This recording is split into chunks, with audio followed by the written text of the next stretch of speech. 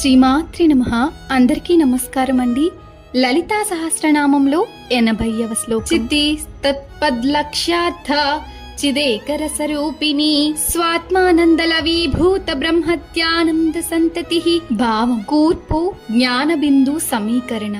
తత్పదములచే నిర్దేశింపబడు లక్ష్యము యొక్క ప్రయోజనముగా జ్ఞాన చైతన్యం అనే ఒకే ఒక రసముగా లేదా సర్వసారముగా స్వరూపముగా గలది. తనకు సంబంధించిన ఆనందముతో లేశమాత్రమైన బ్రహ్మానందము, ప్రజాపతి ఆనందము మొదలైన ఆనందముల సమూహము గలది. ఒక్క క్షణం ఊహించండి, విశ్వం మొత్తం నిశ్శబ్దంగా ఉంది.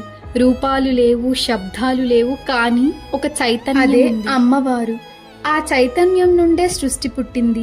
దేవతలు పొందే ఆనందం కూడా ఆమె ఆనందంలో ఒక చిన్న కిరణం మాత్రం. ఆమె ఒక రూపం కాదు, ఒక భావం కాదు, ఆమె పరిపూర్ణ చైతన్యం, పరిపూర్ణ ఆనందం. బయట వెతికే ఆనందం తాత్కాలికం. నిజమైన ఆనందం మన ఆత్మలోనే ఉంది. మనము మనలోని ప్రశాంతతను గుర్తిస్తే నిజమైన ఆనందాన్ని అనుభవించగలం. లలిత అమ్మవారి కృప మన అందరిపై ఉండాలి. ఆమె మన హృదయాన్ని నిజమైన ఆనందంతో నింపాలి. శ్రీమాత్రే నమః.